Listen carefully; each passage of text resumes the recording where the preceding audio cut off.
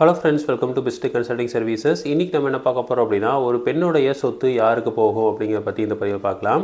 So இதை இந்து வாரிசுரிமை சட்டம் பிரிவு 15 சொல்லுது. ஸோ இதில் ஒரு பெண்ணுக்கு எங்கெங்கிறதெல்லாம் சொத்து வரும் அப்படின்னா, ஃபஸ்ட்டு சுய சம்பாத்தியம், அவங்களா ஓனாக சம்பாதிக்கிறது.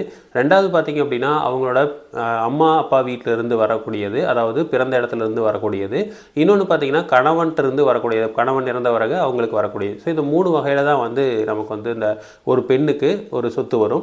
ஸோ இதில் சுய சம்பாத்தியம் அப்படிங்கிறத யார் வேணாலும் யூஸ் பண்ணிக்கலாம். அதாவது அவங்க உயிரோடு இருக்கிறப்ப யாருக்கு வேணாலும் எழுதி கொடுக்கலாம். இதுவே அவங்க இறந்ததுக்கு அப்புறம் பார்த்திங்க அப்படின்னா, அதை அவங்களோட மகனோ மகளோ இருக்காங்க, இல்லை ஹஸ்பண்ட் இருக்காங்க அப்படின்னா, இந்த 3 பேரும் சரிசமமாக பங்கு போட்டுக்குவாங்க. ஒருவேளை இந்த 3 பேர் யாரும் இல்லை, அதாவது அவரோட கணவன் இல்லை, அதுக்கப்புறம் அவங்களோட மகனோ மகளோ இல்லை அப்படின்னா, அவங்களோட பேரனோ பேத்தியோ இருந்ததுன்னா அவங்க எடுத்துக்குவாங்க.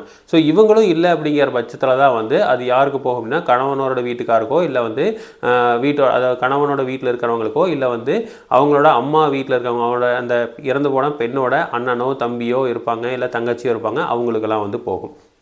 இது சுய சம்பாத்தியத்தில் வர்ற சொத்து. இன்னொன்று பார்த்திங்கன்னா, கணவன் இறந்த பிறகு வர சொத்து.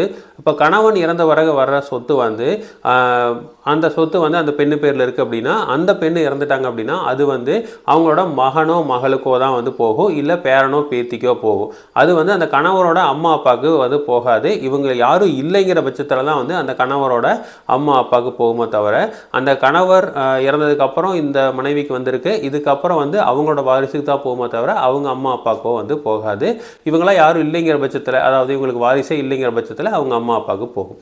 இன்னொன்று பார்த்திங்க அப்படின்னா, அந்த பெண் வீட்டிலேருந்து வரக்கூடிய சொத்து, அதாவது அந்த பெண்ணோட அம்மா அப்பா வீட்டிலேருந்து வரக்கூடிய சொத்து, அந்த பெண்ணோட அம்மா அப்பா வீட்டிலேருந்து வரக்கூடிய சொத்து பியூராக அந்த பெண்ணோட மகனோ மகளுக்கோ, இல்லை பேரனோ பேத்திக்கோ தான் போகுமே தவிர, அந்த கணவருக்கு கூட அதில் உரிமை கிடையாது.